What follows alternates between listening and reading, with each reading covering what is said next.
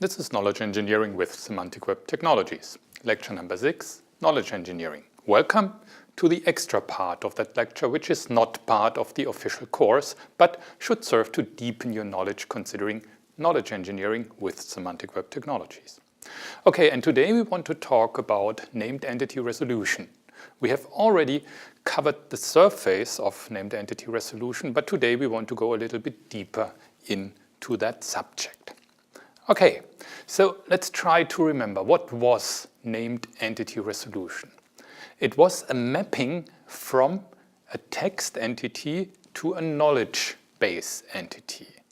And the entity must not necessarily be text. It can also be, let's say, some region identified in a video, in a photograph or something like that.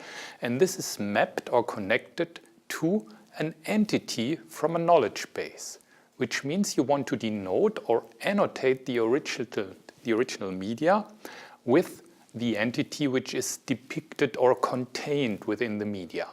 And for our example, of course, we restrict to text to the more simplest case here. So we have a text here, as you see here, Neil Armstrong, the 38-year-old civilian commander, radios to Earth and Mission Control Room here, Houston, Tranquility Base here, the Eagle has landed. So this is our text, and Neil Armstrong, for example, in this text is of course more than just a character string. It's a semantic entity, and of course by mapping it to its DBpedia entity, so for example mapping it to DBpedia Neil Armstrong, you are able to, in quotes, understand what Neil Armstrong is all about, so that Neil Armstrong belongs to a class called astronaut, which is a person, and on the other hand that, for example, there is another entity which is called DBpedia Apollo 11, and one of the crew members of this Apollo 11 was Neil Armstrong. So you will get this entity with all the relationships, with all the class memberships which are contained in the knowledge base. So this gives you some idea for better understanding what this entity is all about. And of course the process of connecting now in an automated way the text string to the knowledge base entity, that's named entity resolution. Okay, so how does it work? In general, we have already talked about that. Today, we want to refine this mapping process. First of all, what we have to do is, of course, we have to detect all the named entities in the text. So this is not so easy as it may seem, because we have lots of single character strings in here, and the problem is which of them is a named entity.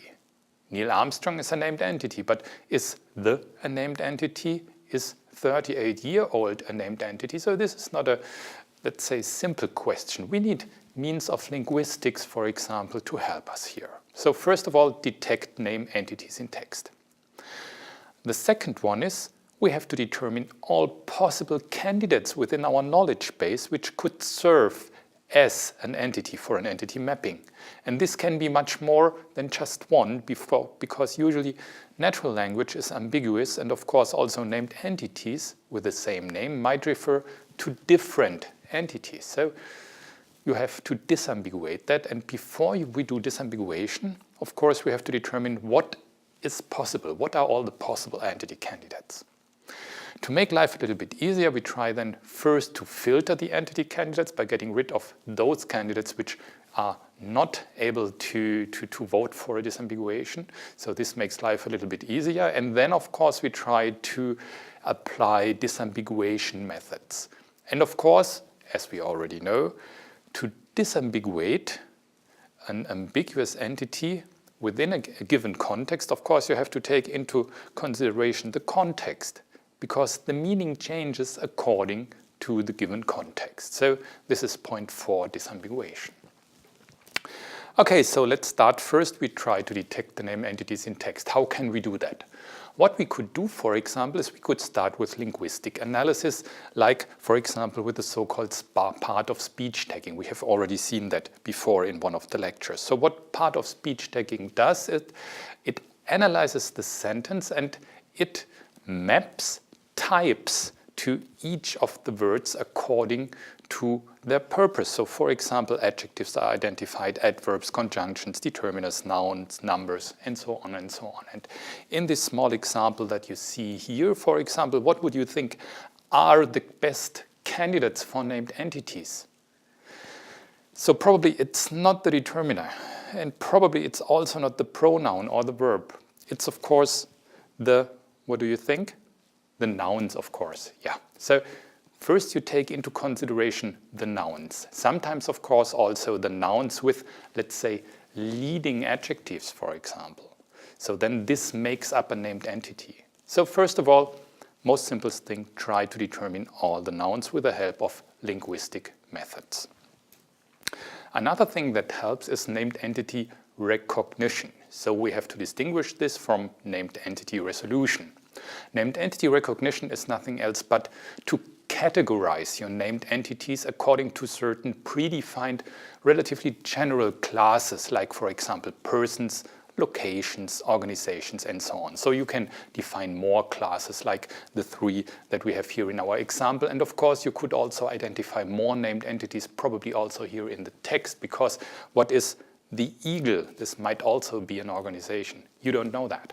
So the question is how your linguistic or statistical based algorithm somehow classifies or categorizes the named entity. And for example, Neil Armstrong here is categorized as being a person, Houston a location, and Tranquility Base as an organization.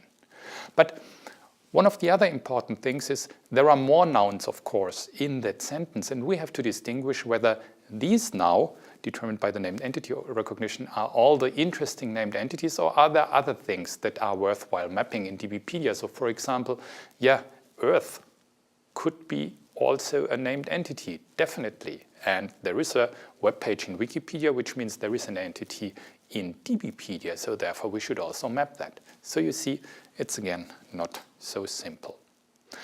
Another thing that you have to do if you try to identify the candidates in the text for named entities, of course, you have to determine which of the words that you find belong together and make up a new entity.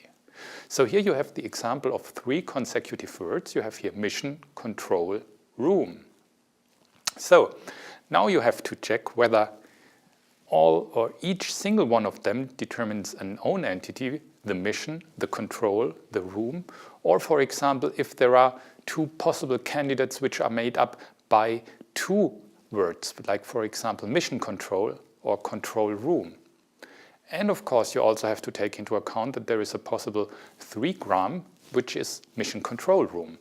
So these would be, let's say, potential candidates for which you should, in the end, try to find suitable mappings. Of course, you can already apply heuristics there. For example, you could say, okay, the longest one that I might find somewhere in a dictionary, so the longest combination of consecutive words that is available in a dictionary is also the most likely to be there. This might be statistically correct. So this would be a rough estimation. So you could use that, for example. But of course, you have to look at a dictionary, or you have, again, to look in your knowledge base to do that. This would be an n-gram analysis. And of course, also what you have to do is you have to do a normalization. This is the 4th point here. So for example, if there are several flections or inflections of a word that you see here in your given text, then of course you have to normalize this. You have to apply stemming algorithms, for example, to bring all of these special forms of a word to a generalized form. So this would be normalization, what you could do to detect named entities in text. So that was the very first point. The next point would be we try to determine possible entity candidates stemming from our knowledge base. And we, for our purposes, we are using DBpedia because there might be lots of potential entities of use, because DBpedia, of course, is based on an encyclopedia. So this means this has a broad range and a broad variety of things that we can find here. So to determine the possible candidate entities, what do we have to do? We have to apply a so-called gazetteer, in which you have find mappings between semantic entities and assigned labels to these entities. If you look at DBpedia, for example, you might find for its 9 million DBpedia entities about 40 million labels. So these are quite a lot.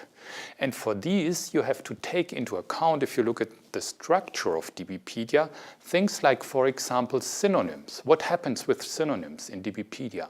I mean, you know that from Wikipedia. So, for example, if some entity or some page in Wikipedia is accessible via two different nouns, via synonyms, it's mapped to the same one. And this fact is represented via a so-called redirect. So you will be redirected to a standard page if you hit a synonym, for example. And of course, also in DBpedia, you will find so-called wiki page redirects, which express a redirect between two entities. So which means these two entities usually are the same, and you will be redirected to a more general one or to, let's say, a normalized one. So considering the name or the label of the entity. So this is wiki page redirects. Besides these redirects, you also have to take into account so-called homonyms. So for sure you know that in Wikipedia there are pages which are called disambiguation pages. So you go there and you see you have several possibilities for entities which all have the same name. For example, for a person with the name John Smith, you will find a long list of people who have the same name, and of course you disambiguate them because they all lived, let's say, at a specific period of time. So they all lived at a different time, they all have different professions and all have a different history and stuff like that. And this, of course, is context that is used then for disambiguation. So you have also taken into account these disambiguation pages, and you find disambiguation information in DBpedia via the property wiki page disambiguates. So it is possible that at the current DBpedia version, which changes of course twice or three times a year, that these disambiguation information and redirect information not necessarily is available within the live endpoint of DBpedia, but it's available as a dump dataset at the DBpedia homepage if you are interested in that.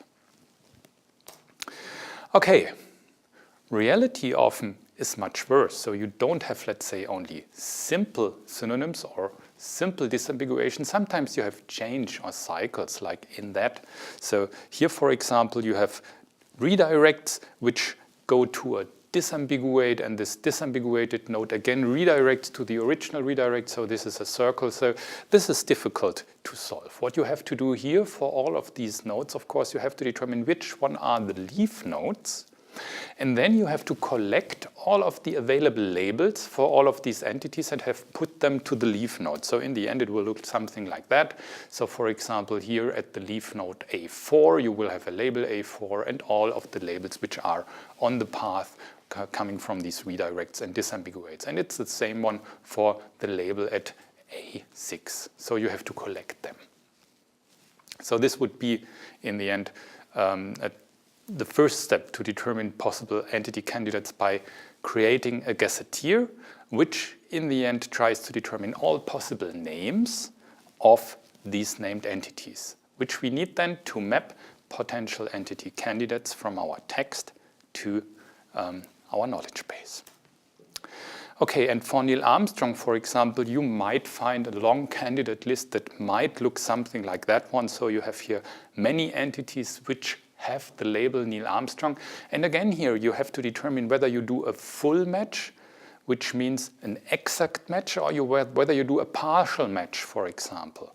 So for example, if you have a label which says Neil Armstrong Elementary School, so a match with Neil Armstrong there would be a partial match. And of course it's less likely that this entity is meant with, of course, a partial match in the text.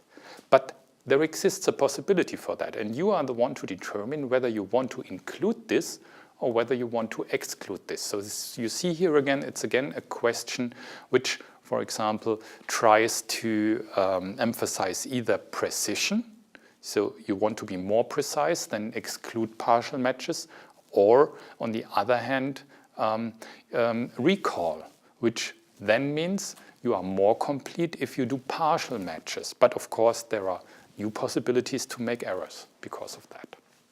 Okay, you see this is a long list, and before we try to disambiguate, we can do more. We can start to filter. And the first step to filter would simply to apply our named entity recognition, which determines the general category of our named entities, and then accordingly try to filter the list of our candidate resources. So for example, for Neil Armstrong, we find out from the named entity recognition that this is a person. And then we could use our list and simply take out these entities that belong to the category person or to a person-related category. And then you would see, okay, so we have Neil Armstrong, which is possibly the astronaut, and we have Neil Armstrong, who is an ice hockey official, in fact, an ice hockey referee. So the question is, whom of both do we really mean by Neil Armstrong? So you see, named entity recognition serves already as some filtering tool. Okay, but that's not all. What we have to do to make a proper disambiguation is we have to consider context. And for context, we have to take into account levels of ambiguity, accuracy, and reliability. So what does that mean? So you see here, for example, on the lower right side, a context model which tries to describe the context of every context item and also gives a dimension of that context. And for example, we have to consider ambiguity. So it's possible, for example, for one entity or for one that there are many, many levels of ambiguity. So if you, for example, consider a class like person, there are millions of persons in it. If you consider another class which says French philosophers of the 19th century, this would be a class with, let's say, yeah, I don't know, 10 to 100 persons. So the level of ambiguity simply in a larger class would be, statistically, be larger than in a smaller class. So you have to take into account this level of ambiguity. Then accuracy. For example, if you have a birth date which is given for a historical person, for example, in the 2nd century BC, this would mean, yeah, that it's not so accurate. It's a rather rough birth date. On the other hand, if you have a birth date like, for example, the 14th of May 1973, at 7:30 p.m. So this would be a rather accurate point in time. So also the level of accuracy has to be taken into account when to do disambiguation. And of course, what is really important is the level of reliability. For this, you should know the source of the information and whether the source of the information really is somehow reliable or not. So sometimes you will say, I don't know the one who has said that in Wikipedia or somewhere else. So how should I somehow determine the level of reliability? So what you do usually there, if you do not know the individuals who provided the source information, usually you are trying to look whether several individuals somehow agree with their data. So which means if you have a level of agreement of several different people, then this of course raises the reliability of the data. So this would be some kind of measure.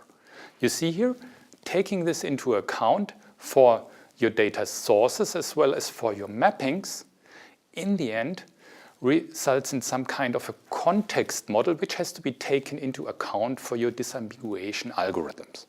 And now I want to show you one algorithm in detail and another one simply as a rough sketch. Okay, we have already talked about this linked graph analysis. So let's look at this example. Here we have again our example text with Neil Armstrong, and you see here in boldface all the potential named entities that have been identified here and that should be mapped to our knowledge base.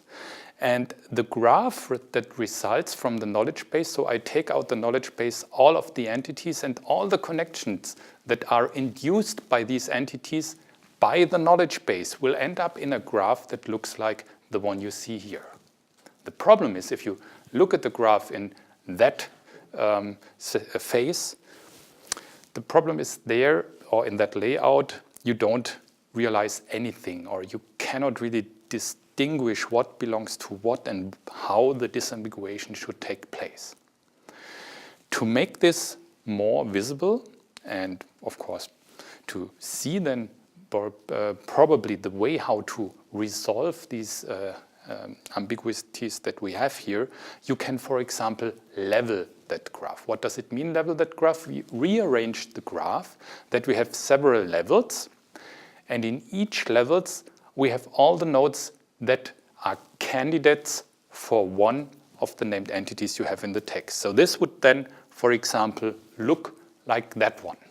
So you see here we have several levels for Earth, for Eagle, for Houston, for Mission Control, Neil Armstrong, and Tranquility Base. So the colors here are only for differentiation from one entity to another, so they don't have any special meaning. And you see here then leveled all these entities as nodes in that graph and the connections between these entities as relations. So you see here also that, for example, for one of the entity candidates, or even for two, you have a rather low level of ambiguity. So for Tranquility Base, we only have one candidate, and for Mission Control, we only have one candidate. So our selection here would be much, let's say, more reliable than a selection where the ambiguity is greater, like, for example, for Houston or for Eagle. So you could make more mistakes if you have more entities available. So what you would do is you start, of course, with the entities where you have the lowest level of ambiguity. So this is the usual thing.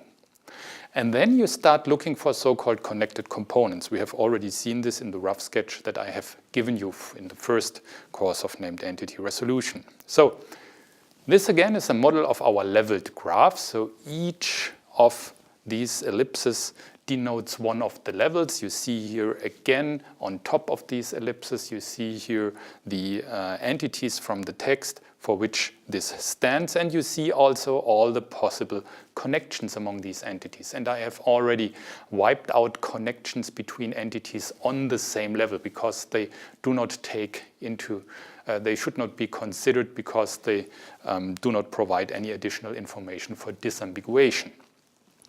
So what you see here, you see that several of these entities among different levels are interconnected. So the first thing what you do, you get rid of all the entities which do not have any connection to one of the other levels because they most probably will not contribute to our context. So they will not lie into the given context in the text. So we identify first connected components, which in the first case, again, does some disambiguation, but not a complete disambiguation. The next thing we are looking for here, for example, we are looking for the longest connected component, the connected component that covers most of these term partitions. And you see here you have one component that covers overall 4 of the 5 partitions, which makes it much most likely that exactly this component identifies the correct entities for our given context. And to further emphasize these, you can also take into account further links between these already identified entities. And if, for example, like in this case, and then some of them form a strongly connected component, so you have a link back, for example. So all of these 3 components, for example, here in the middle are connected with each other.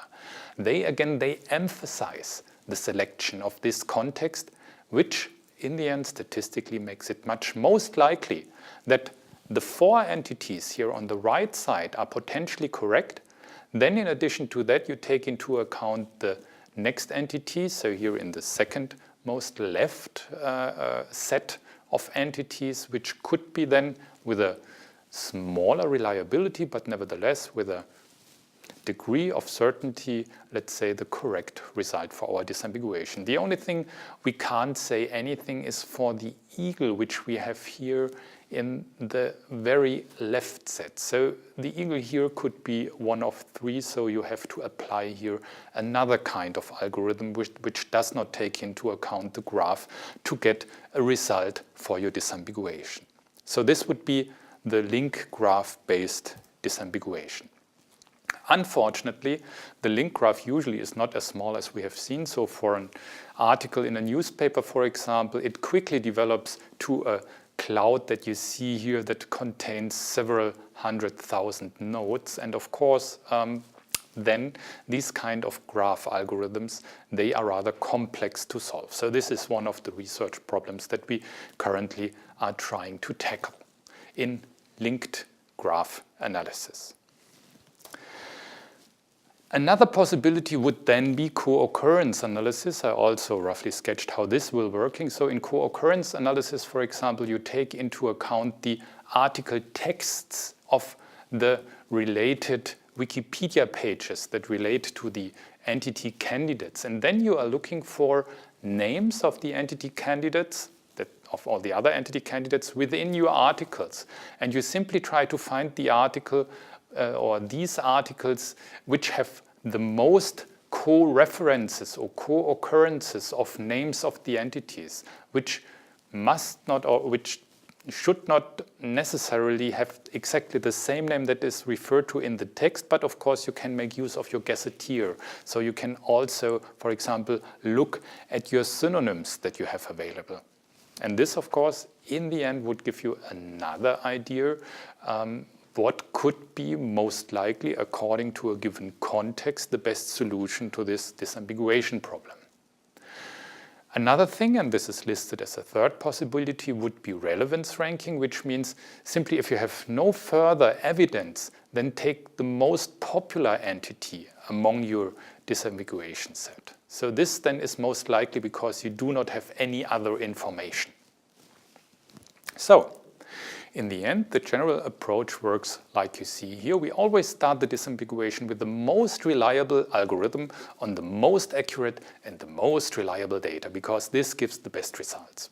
Because this, or of course this will not solve our entire problem, then of course we have to solve the remaining ambiguity with less reliable algorithms on less reliable data. So this is the general approach. And we have implemented one of these entity resolution algorithms, so information. If you're interested in that, you can look up our publications. I have put them here on the slide, for example.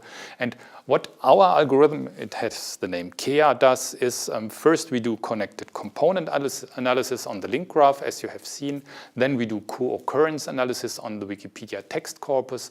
Then, as a third mean, we do popularity-based link graph analysis, which means we do a popularity ranking. And as a fourth mean, so we try to take into account the negative context, which means we try to identify things that are not possible, so that are excluded because of certain reasoning processes. But this is only at the fourth place, simply for the reason because this, of course, is also the most complex and the most expensive algorithm. And it's, of course, not as reliable as our linked graph analysis.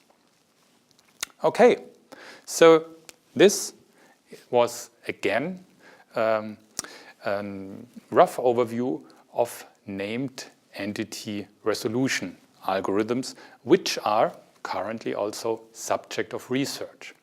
If you want to try out some of them, you can, for example, go here to this refer.cx. We have already talked about that one.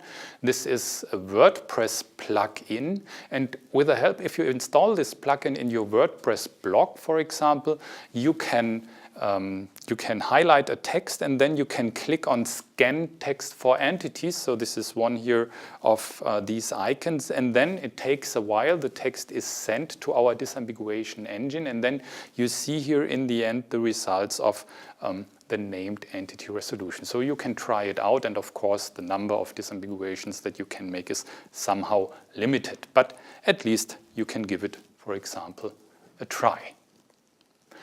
Okay, so much for named entity resolution. In the next part of the lecture, we want to talk about linked data analytics.